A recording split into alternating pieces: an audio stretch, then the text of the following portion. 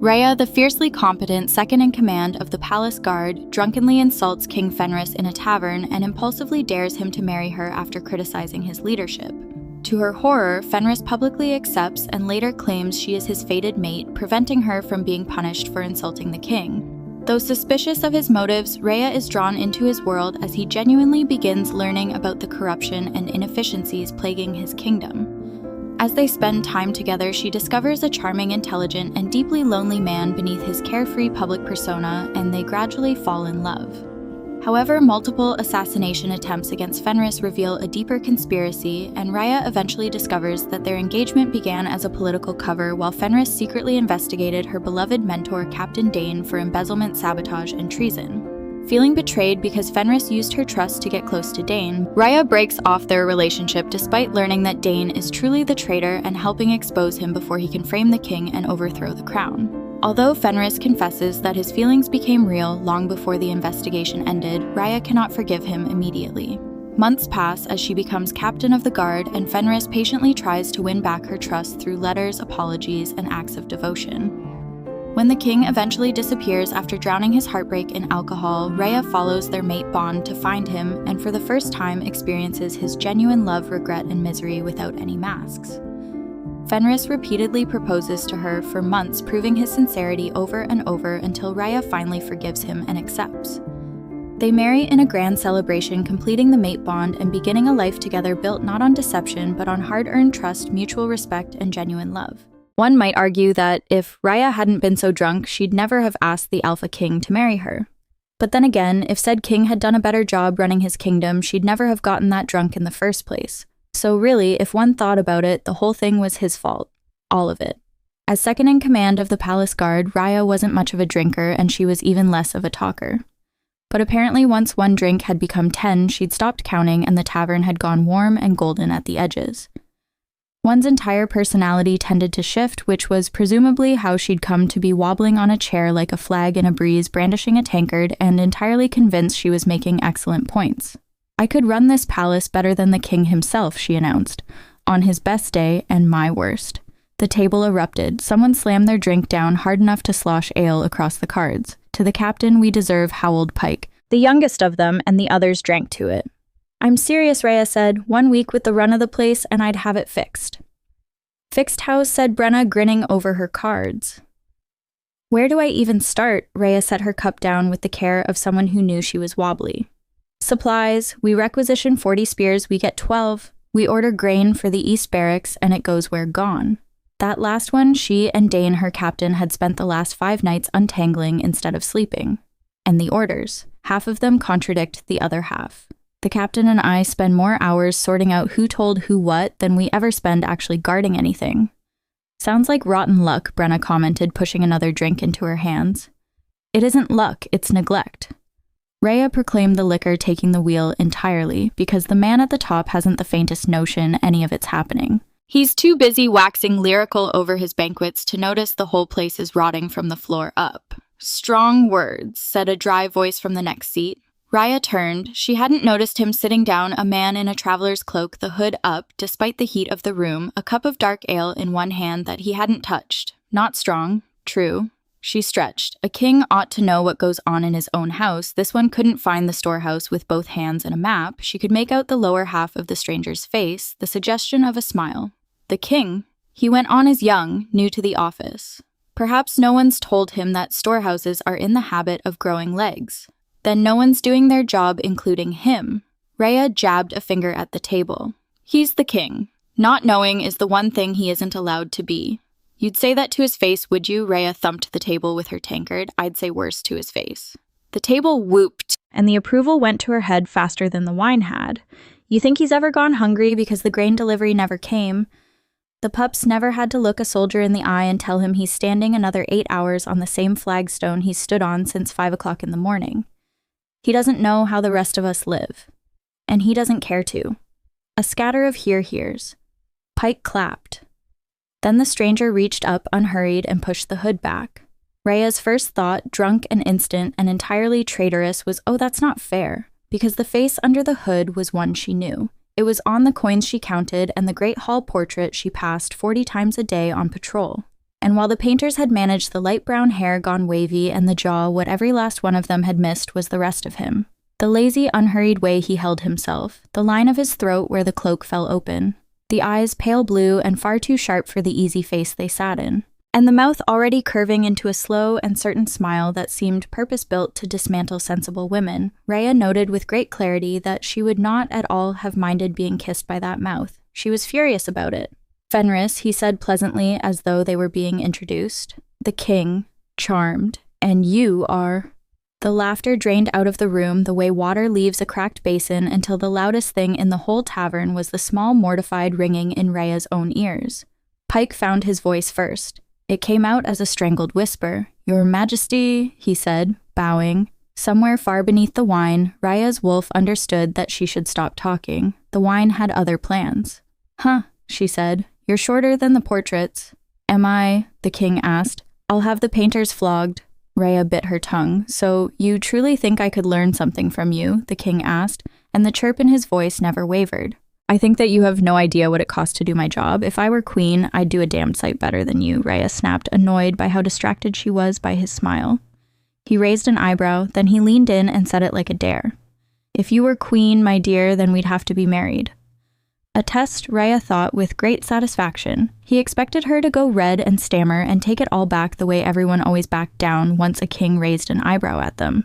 Well, he'd picked the wrong drunk woman. Then marry me. She thumped the table again. Go on, I dare you. Marry me and come and see how the rest of us live. If the tavern had gone quiet before it was now entirely silent.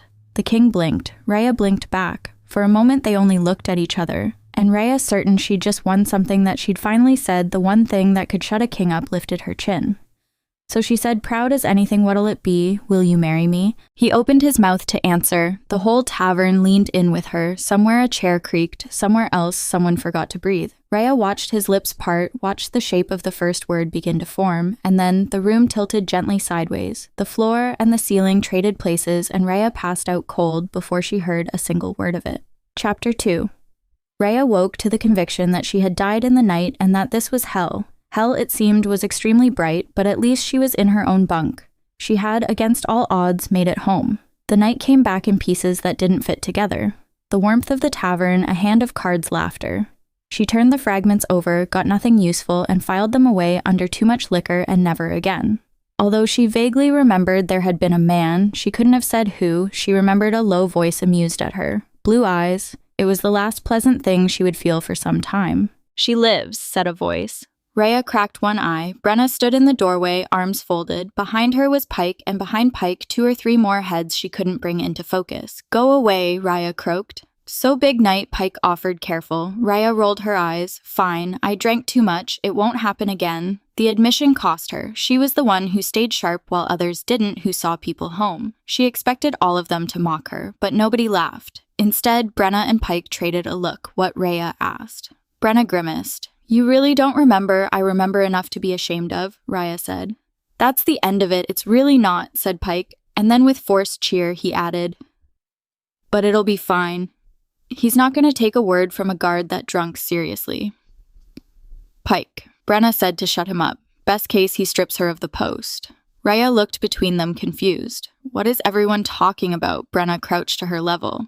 I don't know how to tell you this. She sighed. But you went ahead and told the king he was shorter than his portraits. Raya blinked. The king? She repeated dumbly. That's right, you're saying I told His Royal Majesty King Fenris that he was too short, Raya said, voice going high. Amongst other things. Pike confirmed. Raya was about to protect her, but then her certainty stopped dead, because she could hear it, her own flat, drunk voice saying the words plain as day, and it dragged the rest up with it. The hood pushed back by an unhurried hand, the jaw, the blue eyes, no. She said to the memory more than to Brenna.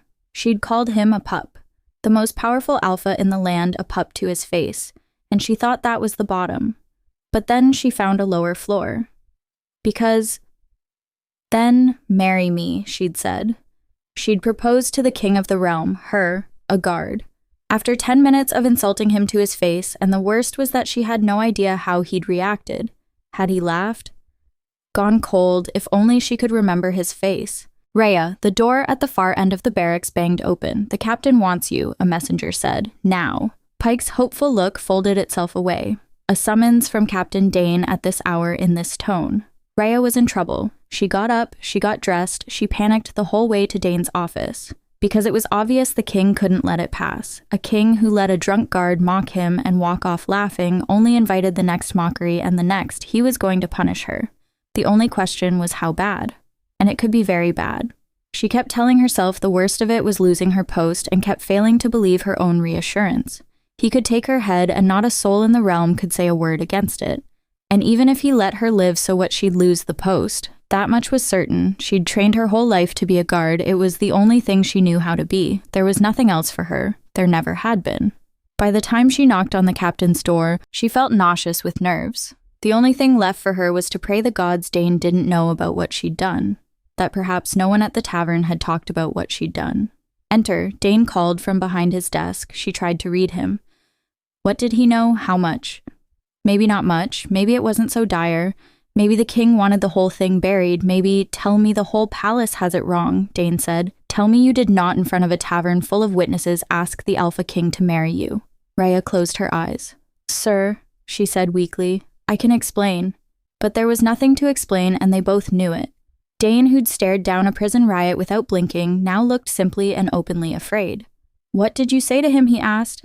Everything that left your mouth, Raya. It's a blur, she confessed. But he didn't seem too mad. He's the king, Dane snapped. He doesn't need to get mad. He can do whatever he wants. Gods, we need to start building your defense. Raya shook her head in shame. Here was the man who had believed in her when no one else had bothered to look, and she had repaid him by becoming the joke of the entire palace. Sir, she began, throat tight. Suddenly, the bell over the gate began to ring. Dane's head came up. That's the gate, he said low. An official arrival, and no one cleared it with me. His frown deepened. Whatever was coming had gone over the captain of the guard's own head, and there was only one person in the realm who could do that. Dane stopped breathing. She saw the same impossible thought reach him in the same instant it reached her. The king was coming. Up, Dane breathed. They both heard it under the second toll coming up through the floor. Footsteps. Not the of a detail sent to make an arrest. One man unhurried, easy, coming this way. The footsteps stopped and Raya's heart slammed once hard. The king wasn't coming. The king was here. Chapter 3. The door opened and the king of all the land walked into the little gray office and the room changed. Raya felt it before she'd fully turned. The air pulling taut around a true alpha. Her own wolf coming to attention beneath her skin. She'd known he was the king, but the hooded man from the tavern had let her forget. This one let no one forget anything. He filled the doorway and then the room broad-shouldered and unhurried, and he was beautiful. What she hadn't expected was the weight of him, the easy, total certainty of a wolf who had never once in his life had to raise his voice to be obeyed. Drunk, she'd called him a pup. Standing here sober, she understood that she had been very, very stupid. The king said, giving her a look, there's my fiancé. Raya froze. Had he just called her his fiancé? Her stomach dropped. He hadn't come for an arrest, he'd come for sport. He was going to mock her before he'd destroyed her. Your Majesty, Dane said, forgive me. My guard was gravely intoxicated last night, which I take responsibility for. If there's discipline owed, let be mine to give, and let it be quiet. The king listened with his head tilted, and Raya had the strange sense he wasn't only hearing the words, but weighing them. And then he was smiling again. Discipline, he repeated, eyes widening. Captain, I do hope you don't mean to discipline my delicate bride yourself. I might take it personally. A beat of pure silence. Your Majesty, Dane tried. Please don't jest. Raya's a good soldier. Right, yes. And there will be discipline. Fenris's eyes cut to Raya. I'll be seeing to it personally once we're wed. Then he winked at her. Raya's jaw dropped. Your Majesty, Dane said carefully. You can't actually mean to marry the girl. The king's hand flew to his chest. And why not? He gasped. She asked me and I said yes. Fenris turned to Raya, all innocence. Didn't I, sweetheart? And here was the trouble. Raya genuinely could not remember. You.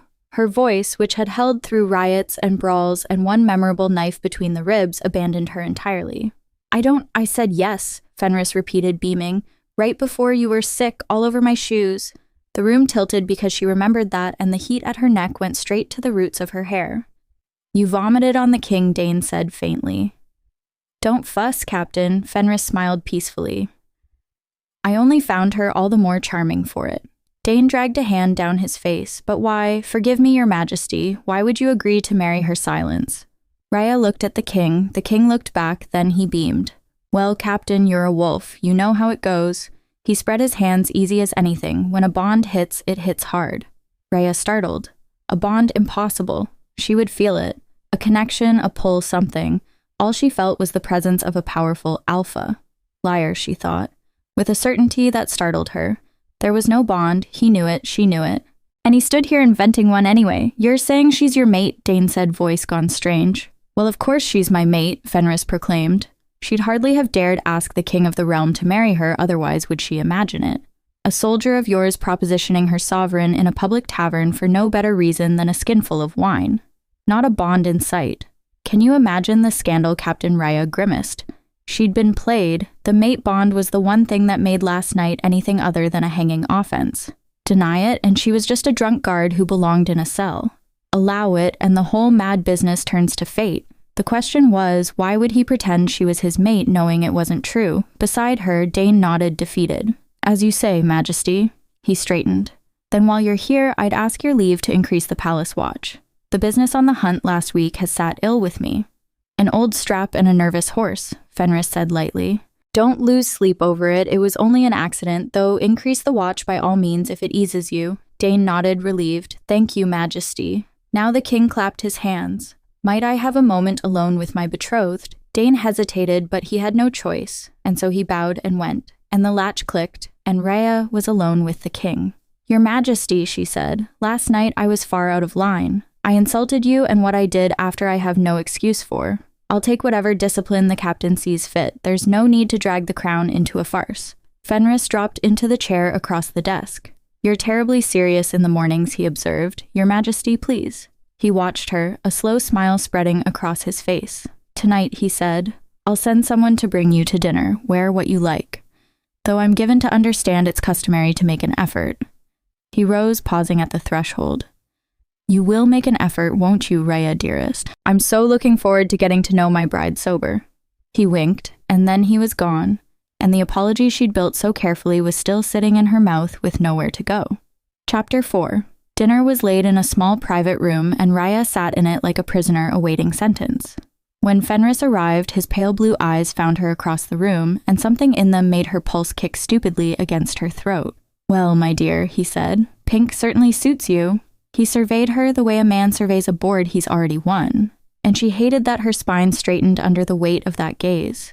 You mock me, your Majesty. Now why would I do a thing like that? He asked, lifting a decanter. Wine. The very word made her grimace. Right, perhaps not. The king went on smoothly. I'd hate for you to be sick on me twice in as many days. Your Majesty, she began, but he interrupted. Only because it pains me to see you so unwell, my darling. He rolled his sleeves back at some point during the meal, and Raya found her attention snagging on his forearms as he reached for his wine. You've gone quiet, he observed. I'm eating, she said. No, you're strategizing. I can see it. He leaned in. Go on. Tell me the thing I shan't like. She hesitated. Why am I here, your Majesty? Fenris blinked. To eat. You can't possibly want to marry me. She met his eyes. I'm a guard. I'm tall and I'm plain and I'm... She stopped. She would not stand here and name aloud all the things she wasn't. It doesn't make sense. For a moment he set his chin on his hand and regarded her with an expression of wounded innocence. Why not you, Raya? He argued. When the bond hits, it doesn't consult a list. His voice had gone low and earnest, and she felt the words settle in her chest. It was a very good answer, but wanting to believe it was exactly how a clever person got made a fool of. I'd feel it if we shared a bond, she said. I'd feel something at least, and I don't. The king pouted. You feel nothing for me at all. I feel as though I'm walking on eggshells trying to work out what you want from me. He was quiet for a moment. You asked me to come and see how the rest of the kingdom lives. To learn what difficulty truly is. Perhaps that's what this is. And how are you learning anything sitting here being fed pheasant? Raya asked. And forgive me, your Majesty, but if you've the time and the leisure to wine and dine whatever woman you fancy making fun of, then I don't think you've got the first idea what difficulty actually is. Fenris sat back, and she realized she'd gone and said far too much to the king. Again. I apologize, your Majesty. She straightened. You have every right to mock me, of course, after how I... "You're right," he interrupted. She gaped. "I am, yes." He set his napkin aside. "I've never once stood where you stand, so show me. Show me your side of it, and we'll find out whether it's as easy as I think." The mischief had gone out of his eyes. What was left was steady and direct. "Your Majesty," she babbled, "you don't have to do that. You're the I want to," he interrupted. Raya fidgeted, more affected than she liked. Because he was beautiful, yes. She'd have to be dead not to notice, but it was the sincerity that undid her. The way he sat there asking her to teach him something. "Fine," she said. And her voice came out softer than she'd meant it to. So she showed him. She'd meant to march him through it like an inspection, but the moment she stepped into the armory, something in her loosened that the dress had been strangling all night. 40 spears requisitioned, she explained. 12 delivered, same with mail, with boot leather, with lamp oil. Every month. Fenris ran his hand along the empty pegs, frowning. "Where does the rest go?" "That's the question, isn't it?" She moved down the line. The captain flagged it, but it goes up the chain and dies there. No one upstream has ever cared how a barracks actually runs. She waited for the royal platitudes. Instead, he said, "Show me the duty roster." She blinked. "What? The duty roster? You have one, don't you?" He held out his hand, expectant. "You said, show me. I'm being shown." There was something almost boyish about it, the eagerness, like he'd been handed a puzzle he actually wanted to solve. Raya pulled the battered ledger from the shelf and handed it over, watching as he flipped it open. When his thumb stopped on the third line, she said before she could help herself, "No." There. The east gate doubling. He looked up, and she realized she'd stepped closer. Was nearly shoulder to shoulder with him, both of them bent over the page. She cleared her throat and pointed. "That's the real waste. 2 men where one would do because the order came twice and nobody canceled the first. So cancel it," he said. "I'm second in command, I flag it." She pulled the book back, needing the distance. "I can't just..." "Why not?" the king asked. "Because I don't have the authority to..." "You have it now."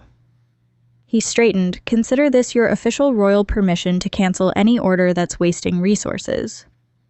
She stared at him. "You can't possibly mean that. Of course I do." He reached past her for the duty roster again, and she felt the brush of his sleeve against her arm. He was doing it on purpose, she thought, but he wasn't looking at her. He was genuinely reading the roster, something warm and dangerous unfurled in her chest. "Who gives the orders when Dane's away?" he asked, not looking up. "Whoever's nearest the seal and feeling important." It came out drier than she'd meant. He laughed. A real one surprised out of him. She felt the answering tug at the corner of her own mouth. "Let me guess," he said, leaning against the weapon rack. 3 contradictory orders, all marked urgent, all technically correct, all absolutely useless when applied together, last month. Someone ordered the night watch, doubled the night watch, halved, and the night watch rotated to days. All in the same week. What did you do? Kept them where they were and hoped no one noticed. Did anyone? Not yet. She met his eyes, but when they do, it'll be my head, not theirs. His smile faded. "Thank you," he said softly, "for trusting me with this." She risked a glance back. "It's your kingdom," she said. "You should know what happens in it." "Yes," he agreed, "I should." They crossed the yard in the dark. Raya heard it first, a scrape, stone on leather. Off to the left where the shadows pooled thick under the buttresses. She stopped. "Problem," Fenris said. Quiet. Her eyes swept the dark. She knew this yard, had walked it 100 nights. Something was wrong, there, by the wood pile. A shadow that shouldn't move, it moved. She let her breath out. A cat, had to be. "You've gone all tense," Fenris said too loud. "Is this the part where you confess you find me irresist?" She yanked him sideways. A crossbow bolt punched through the air where his head had been buried itself in the woodpile with a wet thunk. "Was I just shot at?" Fenris asked. "Stay behind me," she shoved him to the wall. "Don't move so I can see what's coming. It's surely nothing. Some recruit practicing in the dark lost his grip. Hush." Footsteps. More than one set, spreading wide. "That's not our recruits," she whispered. They came out of the dark all at once, 4 of them, blades out, faces wrapped. Why would anyone wrap their faces unless Raya tore the pink gown straight up the side and her blade was in her hand? "Stay. At your back." "Yes, you've said," Fenris said from behind her. He sounded calm. Why was he so calm? The first one came fast. She caught his blade, turned it, stepped inside his reach, and stomped down hard. The second man was on the ground. Fenris stood over him. "You," she started, stunned. "Behind you." He warned. She dropped. A blade hissed over her head. She came up fast. Elbow into throat, and the third man folded. The fourth went wide past her, straight for Fenris. Blade up, she didn't think. Threw herself across the space, and the blade caught her forearm, but she was already moving, twisting, and his wrist snapped under her hand like dry wood. A whistle cut the dark, sharp, clean. The two still standing broke off as one. Not panicking, not scattering, a disciplined retreat. Silence crashed back. Raya held her crouch blade up, scanning. Her arm was on fire, but nothing moved. Well, Fenris said you do know how to show a man a memorable evening. She stared. You're not even surprised. Someone just tried to put a bolt through your skull and you're not. Were you expecting this? And then it clicked. The hunt last week, the business Dane had wanted the extra watch for. This isn't the first time, is it? She said it slowly. Your Majesty is someone after your life. For half a second, something real flickered behind his eyes. Then, you're bleeding, he said gently. Let's see to that arm. She didn't take his hand. Who are you, she thought, a king playing fool or a fool she kept mistaking for a king? She didn't know, but she was keeping score. And the list of things that didn't add up was getting long. Chapter 5. For the better part of a month, Raya tried to work out what the king was hiding. It was the only sensible response to a man who'd been shot at in his own yard and laughed it off. Someone wanted Fenris dead. She knew it, so she did what she was good at. She watched, she gathered. Was the engagement a shield? A guard at his side he could keep close without explaining why. Every day she came up with new theories. The king did not cooperate. She'd ask a sharp question and he'd answer with a joke. She'd press and he'd flirt, sliding the conversation sideways so smoothly she wouldn't notice until it was 3 topics gone. She'd corner him on the assassination attempt, and he'd tell her she was beautiful when she was suspicious. He gave her nothing she could use and a great deal she didn't know what to do with, because the longer she watched him for danger, the more she found herself simply watching him. And worse, somewhere in those long blurred days, Raya stopped wanting him to go away. It crept up on her like a fever. The first morning he came to the blade stores, he tipped his head back against the door frame, lamplight sliding down the long line of his throat, and she lost the thread of her own sentence halfway through. You stopped, he said, smiling. I'm thinking. She was not thinking, she was looking at his mouth. She caught herself doing it and was furious but only got worse. He came to the east wall at the cold edge of a night watch with 2 cups of cocoa, and when he handed hers over, his fingers brushed the backs of hers and her whole arm lit up to the shoulder.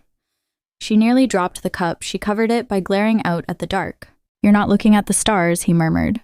His voice did something to her, low and amused, and meant only for her this close in the dark. It went down her spine. They're stars, she managed. They're rather outshone tonight.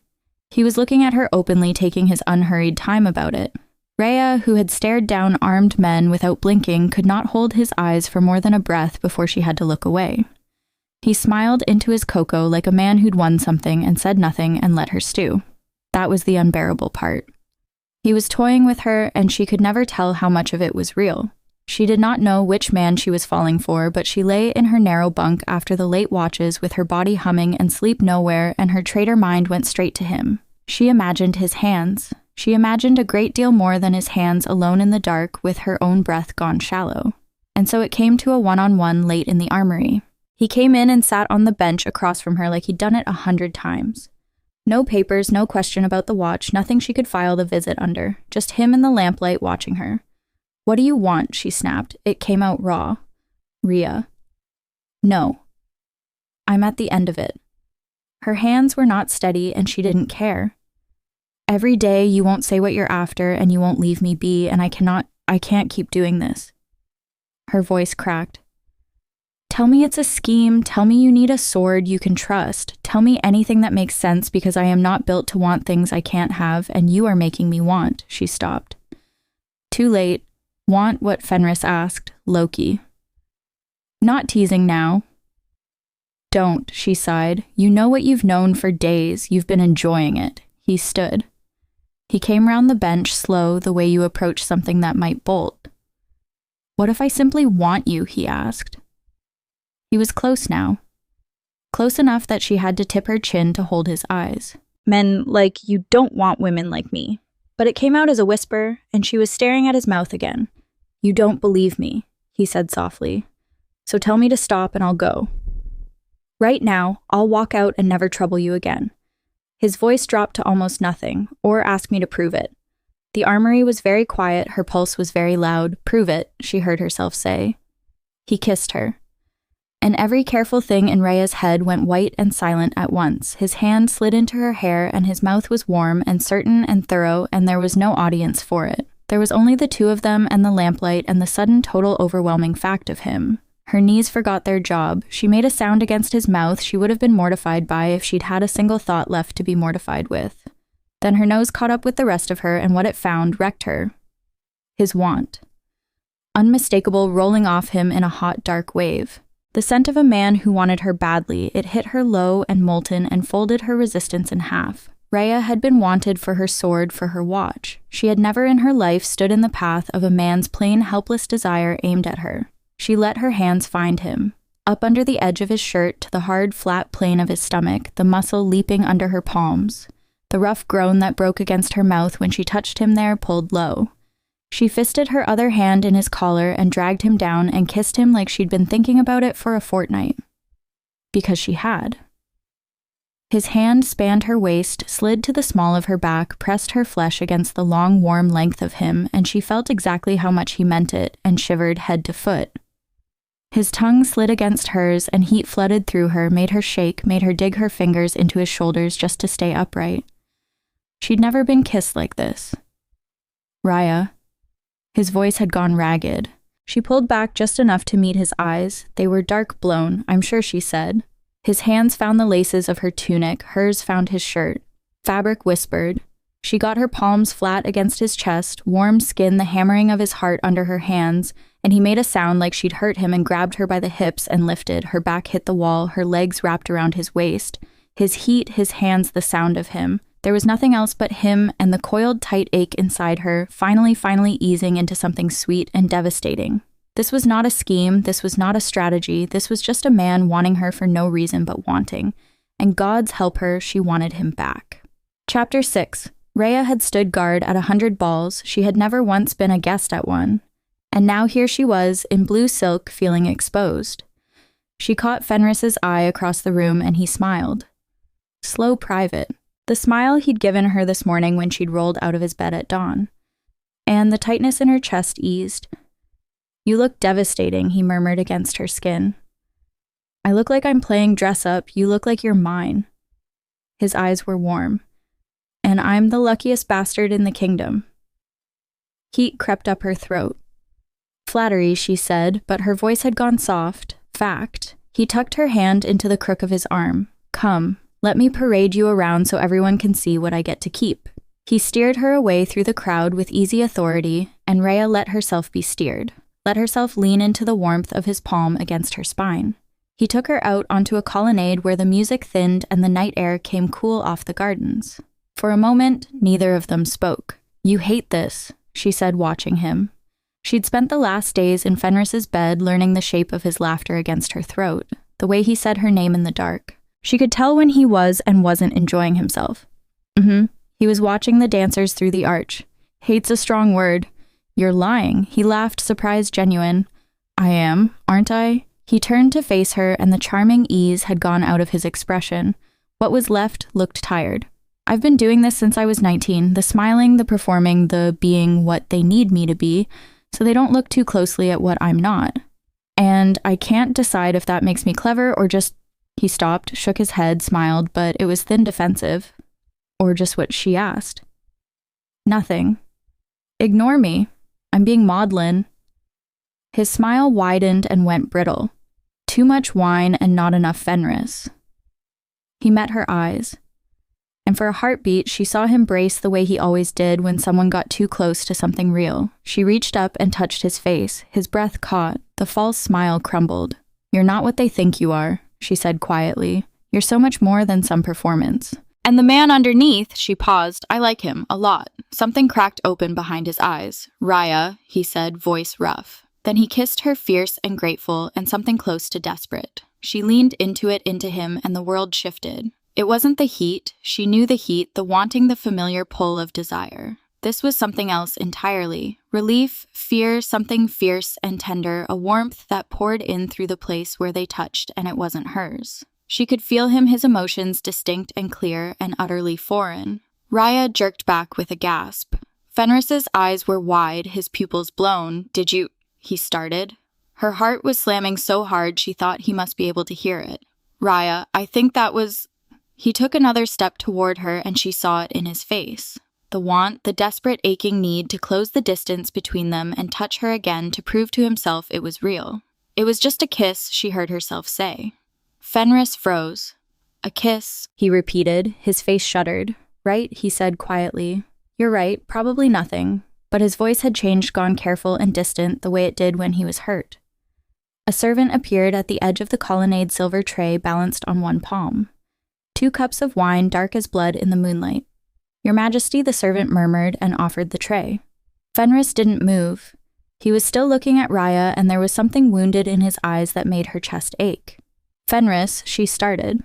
He turned to the servant, reached for the wine, and Raya's wolf snarled. Every instinct she had screamed wrong. She didn't think, didn't breathe, just moved. Her hand shot out and knocked the cup from his fingers. Glass shattered on stone. "Don't." Her hand closed around his wrist hard enough to bruise. "Don't touch it." She was already dropping to a crouch. The smell, her voice didn't sound like her own, underneath the wine. "Do you smell it?" She watched his nostrils flare as he caught it. The bitter edge beneath the fruit and oak. "Nightshade," she said, or something close enough.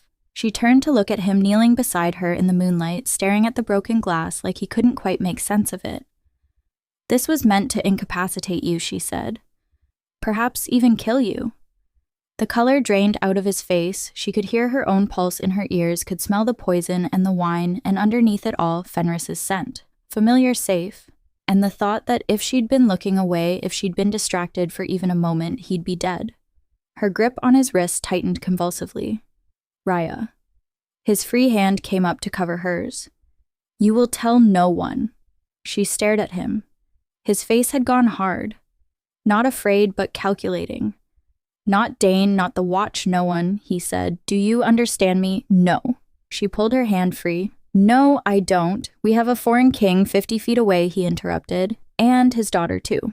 If word gets out that someone tried to poison me under my own roof at my own ball, I will have a war before midnight. So what? You just..." She gestured at the spilled wine, the shattered glass. "You just pretend nothing happened. You smile and dance and act like someone didn't just try to murder you." "Yes," he said simply. She wanted to shake him. "Fenris, this is the 3rd time in a month someone's tried to kill you. You're in danger. I can't protect you if you won't let me." "Raya," he reached for her. "I need you to trust me. Just this once. I know what I'm doing." "Do you—" The fear was making her mean. His expression crumbled. He closed the distance between them and pulled her against his chest. "Hey," he murmured against her temple. "I'm here. I'm fine. You saved me. This time." Her voice was muffled against his jacket. "And the next," he said, "because you're brilliant and you see everything and you're the best guard I've ever had." He pulled back just enough to frame her face with his hands. "Right now, though, I need you to let me handle this my way. Can you do that? Can you trust me?" Every part of her that was still a guard, still trained to protect and serve and question anything that looked like a threat, said no. She trusted him, but she didn't trust anyone else to keep him safe. But she could still feel the ghost of his emotions against her skin, and she heard herself say, "All right, I promise." Relief flooded his face. He pressed his mouth to her forehead, quick, grateful. And she felt it again, that rush of warmth through the contact. Then he stepped back, and the mask slid back into place. The charming smile, the easy grace, the king who had everything under control. "I'll be back soon," he said. "Wait for me." She nodded because her voice had stopped working. He kissed her once more, and then he was gone, leaving her alone on the colonnade with broken glass and spreading wine and the sick, hollow knowledge that she'd just lied to a man she'd fallen in love with. She'd promised to let him handle it, but someone had just tried to kill him, and he'd walked back into that ballroom like it was nothing. She gave him a 30 count. Then she followed. She kept to the edges the way she'd been trained. She watched him smile and nod and deflect questions with practiced ease. Watched him step through a side door, and how the moment he was out of sight, the smile dropped from his face. Raya's stomach dropped with it. She followed him down 2 flights of stairs toward Dane's office. The door clicked shut behind him. For a moment, Raya stood in the dark of the corridor and could not make her legs work. Then very quietly, she crossed to the door and opened it. Fenris was behind her captain's desk. The drawers were open. "What are you doing?" He looked up. For a long, airless moment, neither of them moved. "Raya." His voice was very calm, very steady. This isn't what it looks like. Chapter 7. Fenris never paused. He always had the answer before you'd finish the question. But now he stood behind Dane's desk with the sheaf of papers in one hand, and he paused. Say something. She begged him without a word. His jaw tightened. Her stomach dropped. Someone just tried to put poison in your cup, she said. You told me to say nothing, and then you come straight down here in the dark to go through my captain's private papers. Her throat had gone tight. So, tell me, Fenris, what is going on? Every instinct she owned was screaming that something was wrong. And still she stood in the doorway and offered him the way out because 8 hours ago she had woken in his bed with his arm heavy across her waist, and she did not want this to be what it so plainly was. He set the papers down.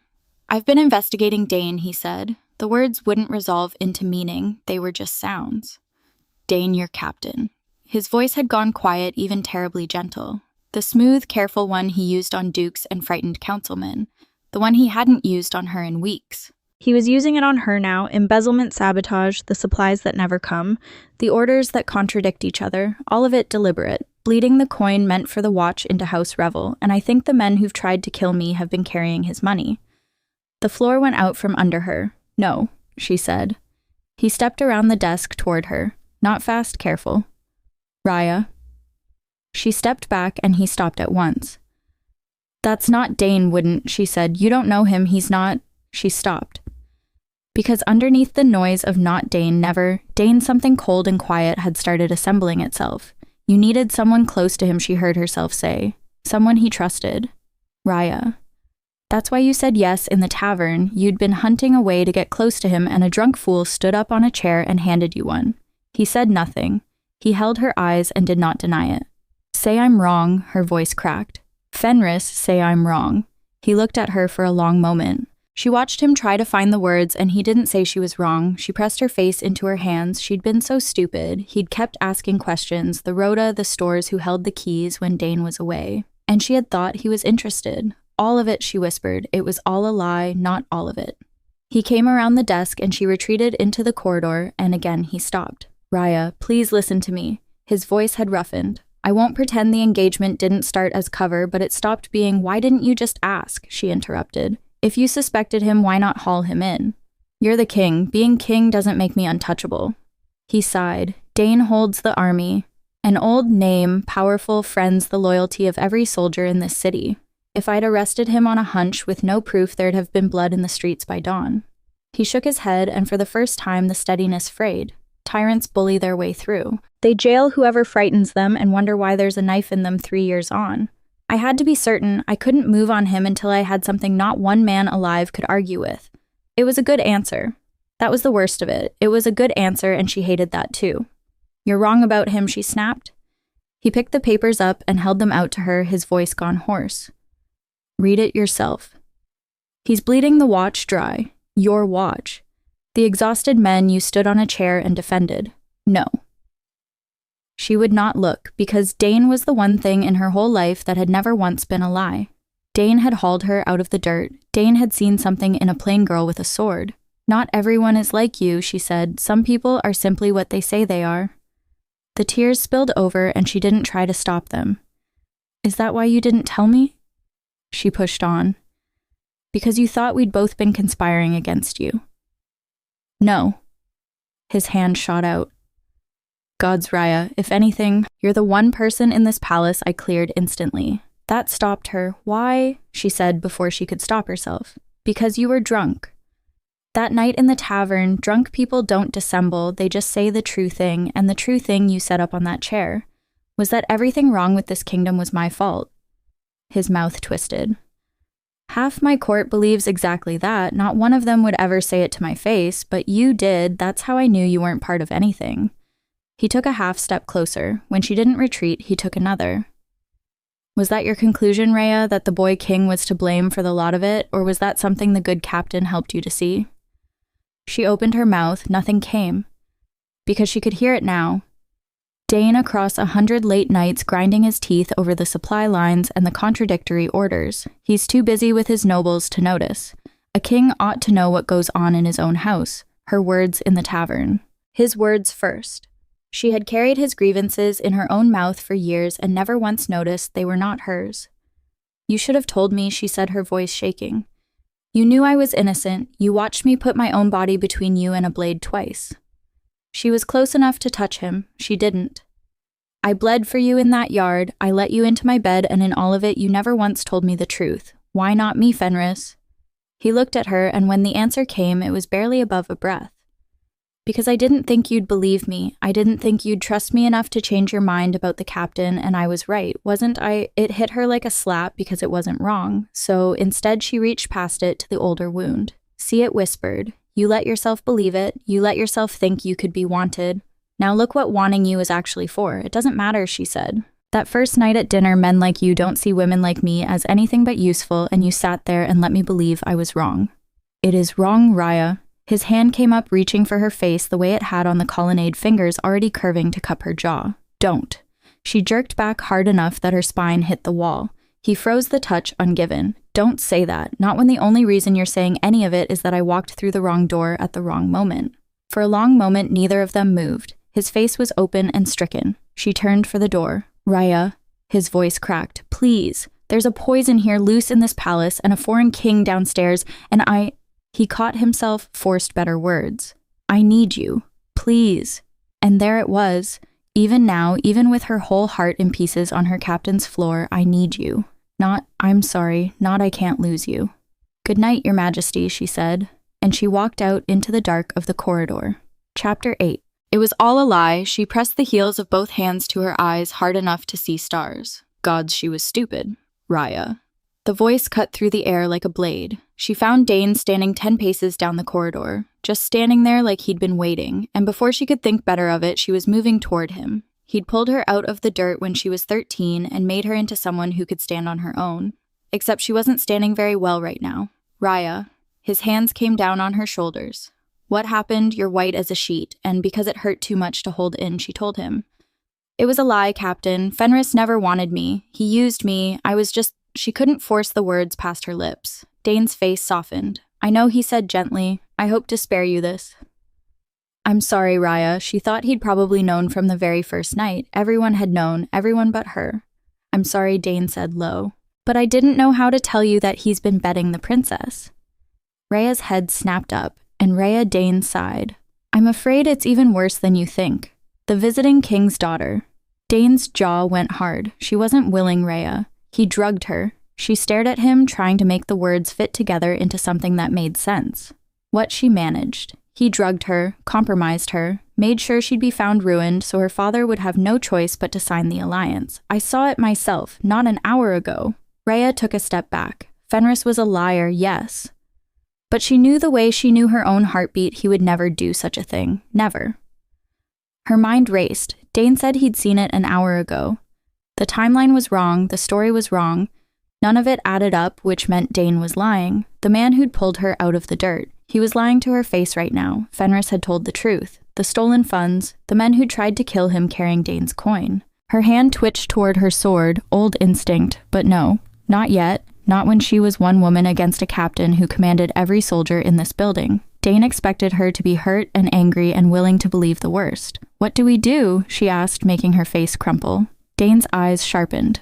"We go to the foreign king before Fenris can twist it. A king who'd drug a man's daughter isn't fit to rule. He'll fall. And there are good houses ready to steady the realm after he's gone. House Revel among them." Raya made herself nod. "But it can't come from me," he went on. "I'm a captain. They'll say I'm grabbing for power. It has to come from someone they'll believe."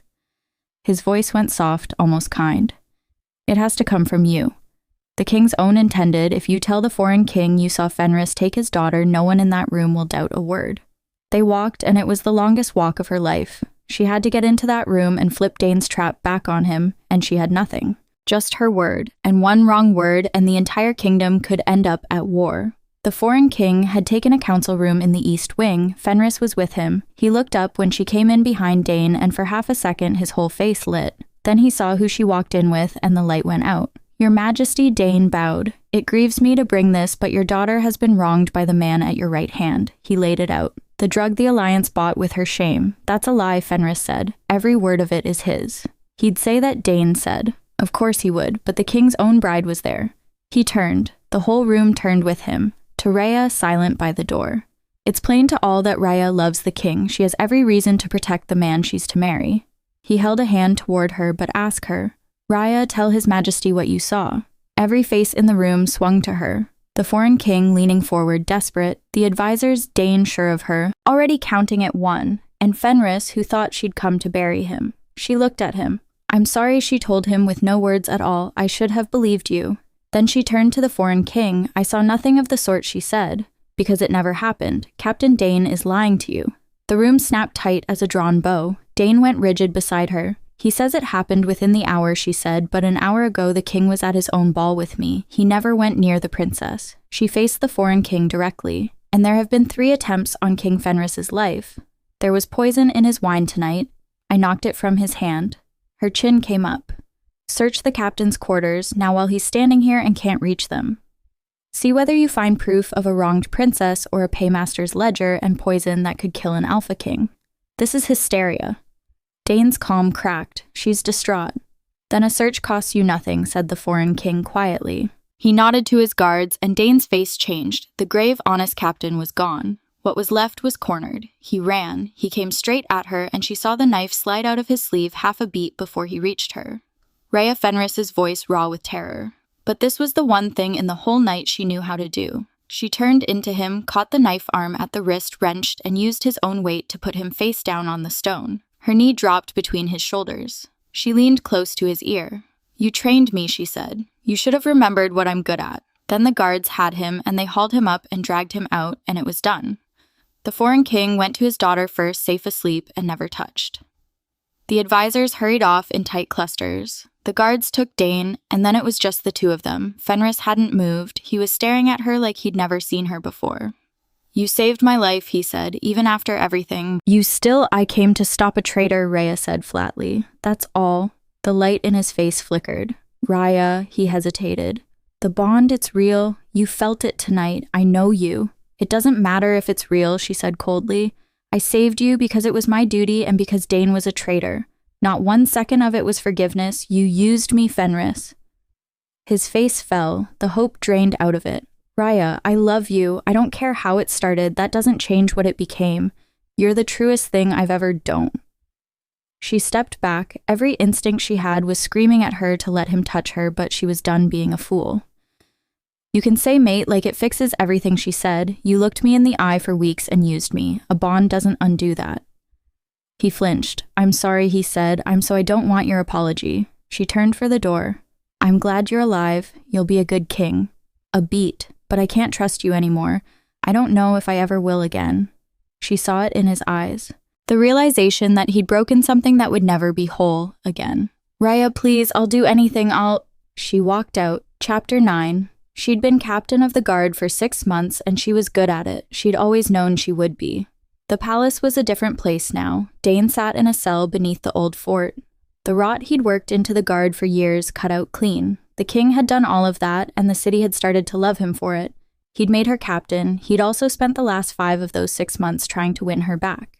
The flowers arrived a month in. She came off a dawn watch and found the entire barracks yard full of them, her own people grinning like idiots watching to see what she'd do. Send them to the infirmary, she'd said, and the temple. He tried in the council chamber next. She stood at the war table twice a week now, and he was always there across from her. He'd catch her eye, and his whole face would do something hopeful and uncertain, and she would look back down at the troop numbers. After he'd find a reason to linger by the door. Captain, he'd say softly, could I have a moment? She always walked out anyway. The bond didn't help. Leave a bond open and it deepened and it set. So she kept it closed and hoped it would wither from neglect and let her go. Meanwhile, Fenris wrote to her. His letters came 2 and 3 a week in his own hand. Some were short, some ran for pages, some weren't even about her. Posting a pension dispute as though her honest answer were still worth something to him. One read, I keep writing the same word 100 ways, sorry. It's a small, stupid word for what I did and I don't have a bigger one, so I'll just keep sending it. Another, you said I felt close enough to take you to bed and not close enough to tell you the truth. You were right, instead of earning your trust, I just spent it. It's the worst thing I've done. And one near the bottom of a long page she'd sworn she wouldn't finish. I don't want you back because you're useful. I want you back because none of this matters if you're not with me. Pike and Brenna always had opinions. Good, said Brenna in the early weeks. Make him sweat. You don't owe that man a thing. A month or two on the line had moved. He sorted the back pay, Pike said one evening. And he's written you what 40 letters 43, said Brenna, who apparently counted. By the 5th month, they'd given up subtlety entirely. Captain Brenna said with respect, talk to the man. There's nothing to talk about. You're miserable. He's miserable. And the rest of us have to stand here and watch. Raya set down her pen. I was used. I'm not queuing up for another turn. I'm a good captain. The guard runs well, and I'd like to be left in peace to do my job. One night, in the 6th month, a letter came that was different. Raya, I'm sorry. You deserved better. You've made yourself clear, and I'll respect it. I'll stop now. She read it twice. This was what she'd wanted. So why did it feel like losing? He kept his word. No more letters, no more flowers. When she passed him in corridors, he'd nod. Captain even and polite, not cold, never cold, just done. This is what you wanted, she told herself the first week. She did her job, she did it well, and every night the warm, patient thread under her ribs stayed exactly where it was refusing to fade. Until the knock. Pike came into her office, Brenna at his shoulder, both of them the particular gray color of people who have made a very large mistake. What Raya said slowly. Did you do? He's gone, Brenna said. The king. Off the grounds, not in his chambers, not anywhere. Brenna swallowed. No one's seen him since the 10th bell. Is this a joke? Raya asked, knowing very well it wasn't. What do we do? Captain Pike's voice cracked clean down the middle. She was on her feet without deciding to be. When was he last seen, and by whom? Where was he headed? She was already pulling on her sword belt. Wake the trackers, his scent off his chambers and every gate. Quietly, no bells, no alarm. If word gets out, we'll have a panic by dawn. Took him, Pike repeated faintly. Move. They moved. No horse gone, no coin drawn. His clothes present his sword on its stand. The room neat and ordered and empty. The trackers caught his scent and lost it at the east postern where it simply stopped. The way a scent stops when a man is being careful. Or when a man is being carried. Raya stood in the courtyard with the pre-dawn wind cutting through her uniform. There was one way left to find him. She'd known it from the second Brenna had said gone. She pressed a hand to her chest over the bond she'd been trying to smother for half a year. It's duty, she told herself. He's the king. Finding him is my job. It was not all this was. She opened the bond. It hit her like a door blown open in a storm. Sadness first, deep and bottomless, the twin of the one she'd been carrying for months. Then anger turned inward, then despair raw and suffocating. And underneath it all confusion, slow, swimming, drowsy, his thoughts coming loose and drifting. He's been drugged. She was moving before she finished the thought out at a dead run, following the pull of him like a rope hauling her forward. Behind her, Brenna. Rhea, wait. She didn't wait. The bond pulled her down through the lower city into the narrow streets where the pre-dawn light barely reached. She came to a tavern, warm light at the windows. She hit the door low and ready hand on her hilt, braced for a back room, a blade, a body, and stopped. There was just the king slumped half across the bar at the far end of the room, collar open, hair a complete disaster, one hand wrapped loose around a cup, talking earnestly and at great length to a deeply uncomfortable barman. Behind her, Brenna arrived, breathing hard. Is he drunk? Rhea looked at the way he was holding on to the bar instead of the other way round, at how when he gestured the whole top half of him swayed after his hand like a tree in a strong wind. Dear gods, Brenna breathed, he is. Relief hit Rhea first, a bright hot wave of it, because he was alive. He was safe. And then the fury came right behind it. She was going to kill him. She got close enough to hear what he was saying. Of course I've tried apologizing, he slurred. For months I have apologized in every conceivable way. She won't hear a word of it. The barman made a non-committal noise that suggested he'd been hearing about this for some time.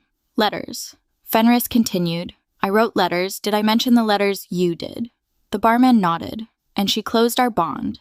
He raised his cup, found it empty, and held it out. Another. The barman sighed and poured. The thing is, Fenris took a grateful swallow. There's nothing left for me to do but give up, is there? But how do you give up on your mate? He paused. Did I tell you she was my mate extensively? The barman sighed. She's so stubborn, won't hear me, won't do anything but work. He made a wide gesture that nearly took his cup off the bar. And she's very beautiful while she works very competent. But she was also beautiful and competent when Raya reached the bar and plucked the cup clean out of his hand. That's enough. The barman shot her a look of profound gratitude. I was drinking that. Fenris slurred. Then his eyes found her face and stuck. He blinked. His whole ruined, miserable expression cracked wide open into something so delighted it hurt to look at.